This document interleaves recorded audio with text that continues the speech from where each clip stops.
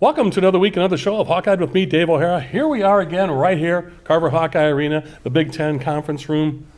Lisa Bluder joining us for this show, and after Lisa, we're going to have Jensen and Jenni Fitzgerald joining us to close out the show. So Lisa, as always, thanks for joining us. It's great seeing you. My pleasure.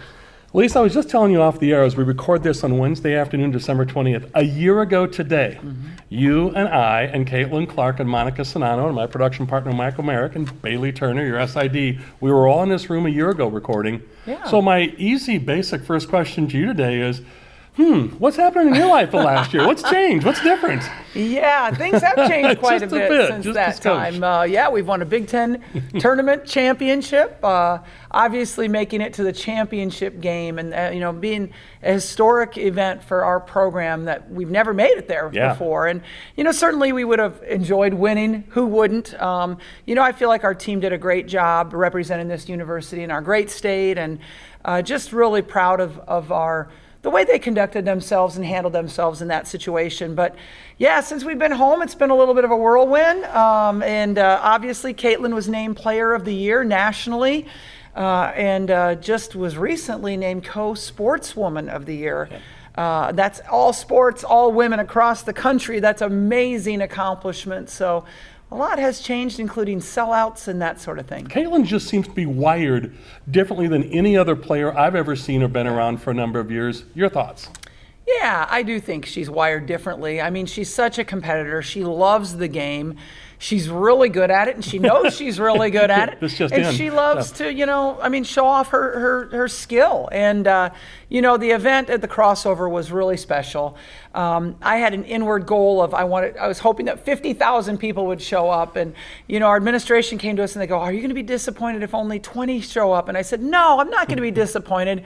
But I really believe in the Hawkeye fans, and they came through. 56,000 people came out for that game. Most spectacular photographs, little girls screaming, adults crying. I thought it was such an empowering event for women as we broke the attendance record for women's basketball. But I just really feel like it was a great event to celebrate where our sport has come. Yeah. And then, of course, the Caitlin going back to Des Moines last week and playing in Wells Fargo, she performed pretty well there. She was 1-3 going into that, and in her college career she's 1-0. So had a great night, and again, that was almost felt like a NCAA tournament type of atmosphere. It was very electric. We were playing in a different arena, a semi-pro arena, and it felt electric, and I'm really glad that some of the people that don't get to see us play in Carver now because it being sold out got to see us play there. I find it interesting. You and I go so far back. I remember I mentioned to you, you were one of the 40 under 40 when you were at Drake. We go that far back. And I remember you telling me, you said, Dave, it was more of an adjustment. You were playing basketball with your brothers in the mean streets. I always joke the mean streets of Marion. But you were playing 5-on-5, and you said, Dave, I had to adjust to play 6-on-6 in Iowa. And then when I went to college, I was ready for 5-on-5. That is another huge change in your career in your lifetime. Well, I've seen a lot of different things. The switch from 6-on-6 to 5-on-5, the three-point line going back not once but twice, the size of the basketball growing, reducing for women, going to quarters. I mean, we've had a lot of changes, but all of them have been really good, and I think the ambassadors for our sport have really done a good job treating it well. I couldn't agree more with you, and I'm going to talk to Jan and Jenni about this as well when they join us here in the next couple segments. But for me and folks of our age and experience, I find it fascinating when I would try to talk to people about women's basketball, and I'm not here to sell people on it, but as you mentioned, it's here, it's not going anywhere, and it's getting bigger, better. But what I found fascinating is I always tell people, if you're a true basketball purist, pick and rolls, just the basic basketball fundamentals, give and goes.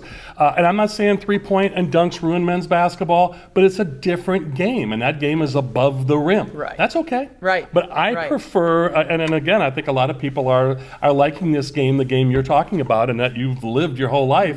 I love the fact that it goes back to the pick and rolls, and the fundamentals are more I won't say important, but more emphasized. Fair statement? Yeah, no, it is a fair statement. I do believe that. You know, John Wooden was quoted many times saying that he preferred to watch women's basketball because it was the way it was meant to be played. But, you know, I mean, I love the guys' game, but you can't compare it. It is very different than the stated. women's game. And so they're two different basketball games, and people just need to remember that. They're played differently. And I like the way the women's game is played, and I like the way that we play it. We're very up-tempo. We shoot threes, but we also, are one of the best in the country in passing the basketball as well. Caitlin not only led the country in scoring, but led the country in assists. And so we like to share it. And my women are typically playing with a smile on their face. And honestly, I think our team last year just gave people an opportunity to think about something other than what was going on around the country. And we needed something happy, something positive to cheer for. And I think our team became that team. Absolutely, and you and I talked about that last year, as did Monica and I and Caitlin and I, and what you folks bring to the community. And again, not saying no one else does that, but it is neat to see. And the other thing I find fascinating when you mention it about Caitlin, it's overlooked. She's an incredible passer, and I don't care what men's or women's basketball, I'll put her against anybody from 30, 35 feet out. It's a normal shot for her. It's not like coming from her knees. It's a normal shot. And you were talking about the three-point line earlier. I was going to joke and say, are they going to start making a four-point line for her? Because now let's be honest, as a coach, and I've asked you this before, I have to ask again just to relive last year. Have you ever come down, has Jan or Jenny, and I'll ask them separately, ever come down with Caitlin, and it was one dribble inside the half court, right? I mean, let's be honest. That wasn't logo. That was dang near a half court three. She took one dribble on Saturday, was there, took it and shot it. I got to believe all three of you collectively and individually said, no, okay, good shot, good shot. True? Have you ever done that with Caitlin? Oh, I've done that many times with Caitlin. But at this point, I know it's coming, and so now I just, I just smile and shake my head. What can you do? I cannot do anything else. But she is like a special player that, and you can just see her joy after she makes that, and she's slapping, high fives to everybody in the front row. That was great. They and how much fun did they have? They enjoyed it too. Well, look how you and I are laughing right now just talking about it. As a coach, you got to be loving it. So, well, Lisa, let's do this. Thank you. Great insights as always for this first segment, and let's close out the show, the next two segments, with the three amigos. Or the Three Stooges, whatever one you want, I'm not going to say that. You said it, I didn't. But yeah, looking forward to letting those two either indict themselves or clear their record with you. But yeah, looking forward to catching up with head Iowa women's basketball coach Lisa Bluder, and we'll have Jen Jensen, her associate head coach, and Jenni Fitzgerald, her assistant. 30 plus years. Well, how many years exactly? I got to do the math again. I think it's about 32. 32 years, the three amigos. Wow, or whatever you want to call yourselves. So for Lisa Bluder, I'm Dave O'Hara on Hawkeyed. We'll be back with more in just a few moments. To have a strong finish, you need an excellent start. It's true on the track and also in the field. That's why Mershman Seeds works tirelessly to deliver cutting-edge technology year after year. Introducing Starting Line, Mershman Seeds' latest advancement in seed treatment, now providing added protection from white mold and sudden death syndrome all season. Ask for Starting Line seed treatment from Mershman Seeds, your friend in the field.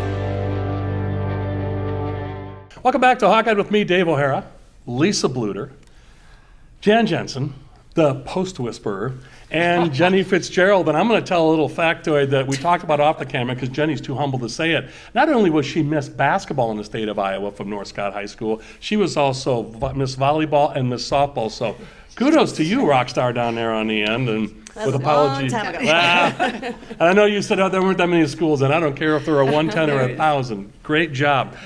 But Jan, I'm going to start with you and then go to Jenny, since Lisa and I did the whole first segment talking, and head women's basketball coach, associate women's basketball coach, and assistant coach. So Jan Jensen, Lisa Bluder walks into Drake. Your senior year, Jenny had just left, had finished her playing career, a very successful playing career. Sounds like a joke. Lisa Bluder walks in, and a rabbi and a priest, and what's going to happen? I don't know. We'll finish that off the air. We can't go on the air with that, Jan. See, this is why, folks, we even talked about this. This is why I'm sitting down here. Lisa's going to rein those two in, the three of me. No, don't you dare apologize for. I love it. That's awesome. But thinking like I'm thinking, and that's not always good. But let's talk about that. Lisa Bluder walks into, before it was the Knapp Center. What were your thoughts? What was your experience? Instead of hearing Lisa's version, what's your version? Well, being a senior, so my fellow seniors, we were just kind of like, oh man, we got to start over our senior year. Who's this? It's like, what's this going to be like? And you're all concerned. But when we met her, she was fun. She was young. She had a really good energy to her, so we were excited.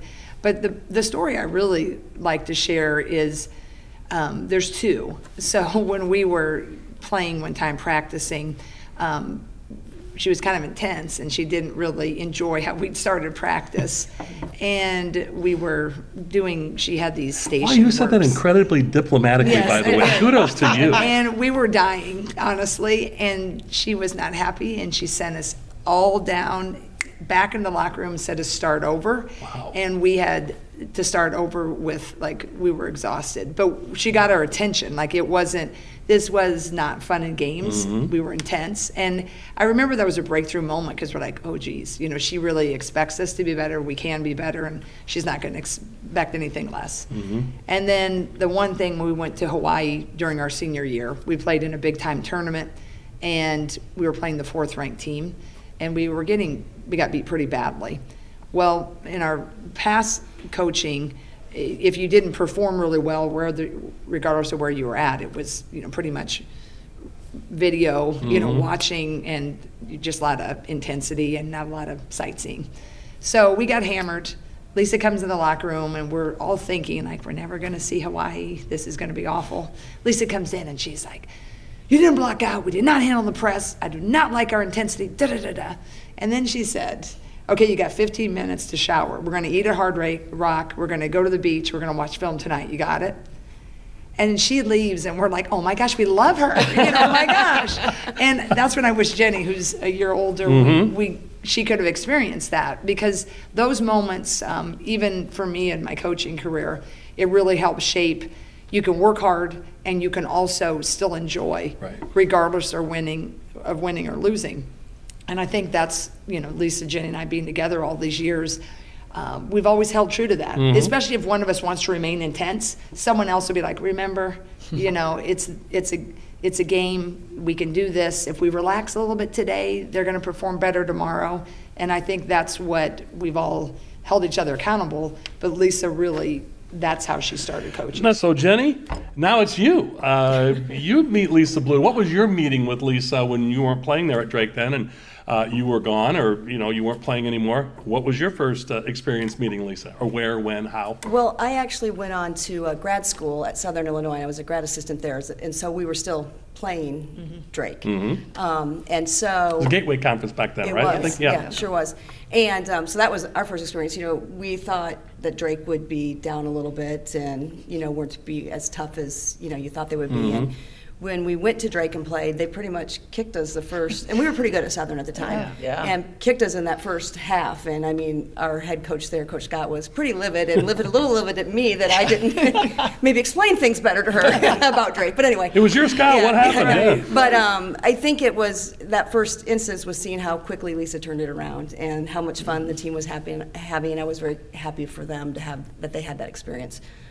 Specifically Jan's senior year, and the other gals that I had played with as well. This is something I was going to get into in the third segment, but I can't hold it down anymore. So I have to know, first of all, you and I talked about this last year, so I'm going to go to Jenny. Oh, dear. What makes Jan Jensen the post whisperer? And I'm going to mention names, and I'm going to start leaving names off. Jan pretty much said it our cards. No, just kidding. Jenny coaches the cards. Yeah. There was no light. Yeah, I was going to say no light before that. But I'm just fascinated. You look at the talent pool of post players, and I'm not going to start mentioning names. Well, I will, but with Doolittle to Gustafson, and even before that with Disterhoff wasn't the post player. But you've had just a Morgan John. Thank you. You've had just a great run. Jamie King.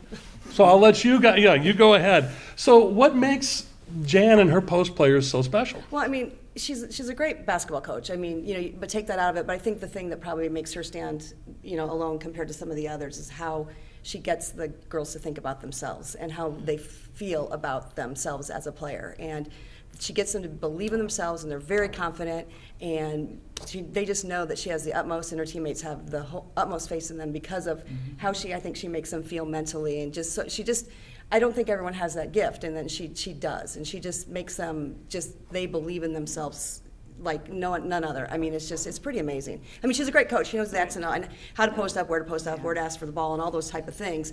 But it's I think the mental part that she really helps with them. What would you say, Lisa? I agree completely. I think that Jan is an excellent motivator, and and really does pour into people and make them believe in themselves. So I would agree completely with Jenni.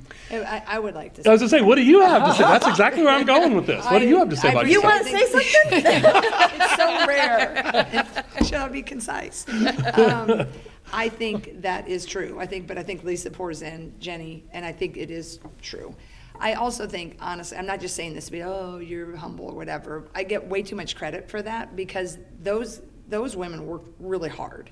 And I think our style of play, we believe in getting it inside. And you cannot have a great post unless you know how to feed them the ball. Right. So our guards have to be able to make a wraparound bounce pass both ways. They have to know when to give up on the wing pass and know when to throw it to the top and then throw the top and in pass. So it really works in concert. Yeah. And I really have gotten a lot more credit than I really deserve. And really, Jenni and I have been with Lisa, through the whole thing. And, sometimes I think by virtue of my title, is like we've been a great team. And Jenni does so much behind the scenes. And she's brilliant mind, but I think we've worked together because she knows how to get those guards believing in those posts. Yeah. And then I can get the posts getting pretty confident they want the ball. And then Lisa's system is all about, we're going to take the high percentage shot first. Yeah. And I think that's where it's really worked, and I think we've complemented each other over the years, our styles. So let's not be humble or, not show any humility here. Who's taking credit for Caitlin? Which one of you three? All three of us. and the person who is there, Abby, should be taking taking credit for it. Yeah. But it's a village with Caitlin. It's a village. Yeah. It's a village. It's a real task and tough, I'm sure. Everybody's going to be taking credit for Caitlin in this state. Yes, indeed. I told you last year, Lisa, you and I talked off the air besides on the air. I said, I'm taking credit. This was the first long-form interview she did last year was with me. And then Dan Patrick's show, ESPN. You warmed her up. I'm taking some credit here, too. Why not? If there's enough to go around, why not? It's the Caitlin Clark Express. But, ladies, I can't thank you enough. I know you've had a busy day with, you've got finals and you've had class, trying to get the ladies through all that. But you had practice. They got their Christmas party tonight. That's right. So being here at Carver Hawkeye is great. I want to thank all three of you. We've got another segment left, but thank you all so much for taking time to do this. It's our pleasure. It's fun. Talking some of the great Iowa Hawkeye basketball. Here's the head coach, the associate head coach, and the assistant coach. You got Lisa Bluder, you got Jensen and Jenni Fitzgerald. I'm Dave O'Hara with Hawkeye. We'll be back with more to close out the show in just a few moments. Who do you trust to produce the best yield? A seed company that's chasing technology or a seed company that's writing a book on it? Mershman Seeds is a leader in technology. We're independent and family-owned. Our sister company, MS Technologies, provides access to world-class traits and genetics. And our starting line seed treatment is second to none. Who can you trust with your yields? Mershman Seeds, your friend in the field. Welcome back to Hawkeye with me, Dave O'Hara, Lisa Bluder, Jensen, Jenni Fitzgerald. You got your head coach of Iowa women's basketball, associate head coach, and assistant coach. Ladies, it has been a blast. I can't thank you enough for your time. So let's close out with a real whiz-banger here, the last one. When you talk to Caitlin, obviously you're going to be pro-Iowa, but what's best for her, or when that decision comes at the end of this year, whether she's going to go to the WNBA or she has the option to come back for another year, what is your conversation like with her? Well, why would I not want her to stay? Obviously. That's silly, So of course I want her to stay, but I also have to, back her in whatever she chooses to do and whatever she wants to do. But I certainly want to point out some of the good things that staying at Iowa can give her, including the opportunity to completely rewrite the NCAA record books. And well, it would just be an autobiography of Caitlin Clark, right? It really could be. And it's not like she's giving up on the dream of the WNBA. She's just delaying it a year. So it's not like you're really choosing between the WNBA and Iowa. It's just choosing about 1 year. Where do you want to spend this 1 year if you have either choice? Well, you've really hit upon, all three of you have really hit upon it. This isn't an era player or once in a generation. This is a once in a lifetime talent. Yeah. And as we talked today, she's number 9 on the scoring list, but by the end of this calendar year, she could be top 5. Right. And Kelsey Plum now is not that far away at number 1. And you mentioned some great players, all three of you have, throughout college basketball. But that's the thing that excites me as an Iowa fan and should excite all the viewers. Yes, if Caitlin does leave this year or the next year, whenever it happens, it's inevitable. She's going to be done playing here. here. Right. You've got a great well of talent coming in, and it was well documented on social media with Callie Levine, and you went over to Wisconsin to recruit, and Callie and her mom were there watching 2 players when you went and played in Madison. That's the thing I think that's encouraging, is where it's leaving the game in a far better place than where we're headed next. So, well stated by all 3 of you. Let's enjoy it while we have it, and it is what it is. So, okay, now the competitive side has got to come out of the 3 of you, and I did this with the Sanfords in their show the last couple of weeks. Definitely me. Yeah. You and Price Sanford would get along very, very well. I love the assuredness. Okay, so we're going to start with Lisa first, and just go down the line. Since I kind of jumbled the order of questions here, we'll come back to you, Coach. If your playing days, would you play, who would be an easier or more desirable, whatever phrase, and just see, Jen is already wincing. Who would you choose as your head coach? Who would you like to play for, Jenny or Jan? And don't say both or co-head coaches. I'm 5 steps ahead of you. I'm picking Jenny. Yeah. Why?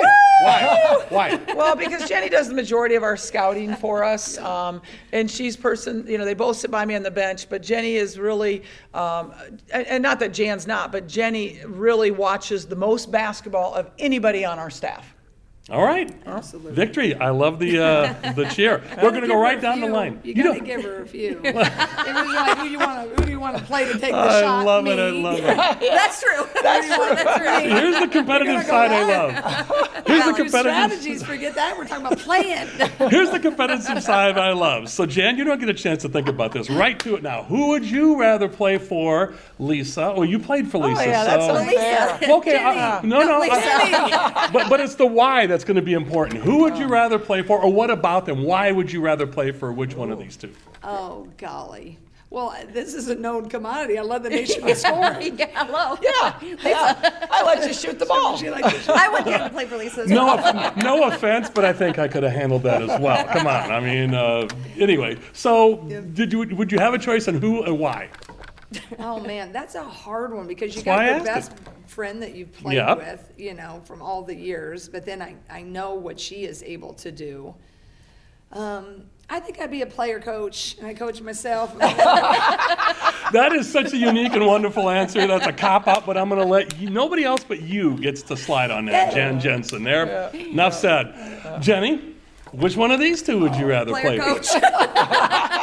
Well, yeah, you were the point guard. You were the leader. There we go. Wow. Okay, just because Jan said that earlier, I can't let you slide on that. So no, you I can't let you slide. Can't. Well, I would have loved to have been able to play You need to say for this. Lisa, and then if Lisa ever retired, I would have loved to have the chance to play for Yeah. Jan. So This is what. Oh, boy. The female Bill Russell right here, Jan I will tell Jensen. you this. So we've always said, like, Lisa Yes. is phenomenal. If you put Jan and I together, we become Lisa. Yes. Like Yeah. a lot of her strengths and my strength, combine them, and that's all of Lisa's Yeah. strengths. Which is true. You know, And it's hard not to pick Lisa in all I these feel situations. like if Jenny, I feel so really blessed Yeah. that I got to play for Lisa, because Lisa, how we play now, now we have a lot more better players, but Jenny, she would have really shined for Lisa. Yeah.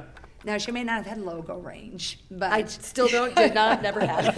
but she was We got that really taken care good. of. I mean, really, and that's the one thing I think if she could have played for Lisa, it was really fun. Those of us that got to play for Lisa, and if you're a scorer, it's fun because everybody has a green light. Well, if I sat here and went through all 3 of these 3 ladies' accolades, all 3 Hall of Famers, I joked and said you're the Bill Russell of the female of the women's game, because Bill Russell was a Hall of Fame player, Hall of Fame coach, was player coach back in the day, was the original, the OG. But yeah, the 3 of you together, it is such a cool melding of talent and differences, but similarities.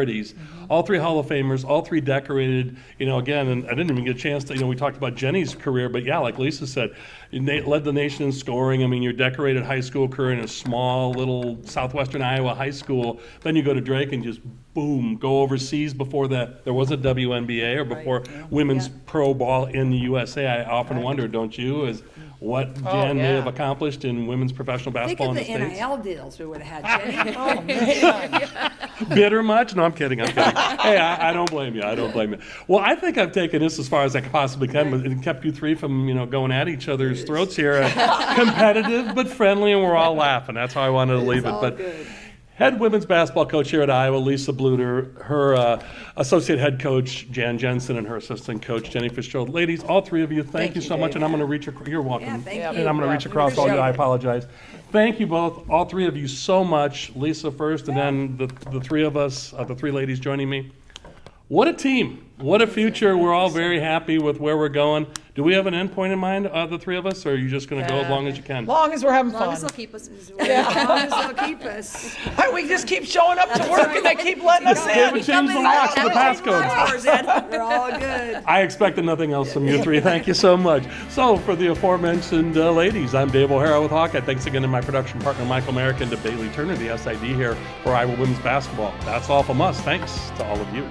And as always, thanks for staying tuned at the end of the program for these rolling credits to give our advertisers and sponsors the attention and credit they so richly deserve. And as always, to our aforementioned guests and to you, the viewers. That's all from us at Hawkeyed. Thanks to all of you.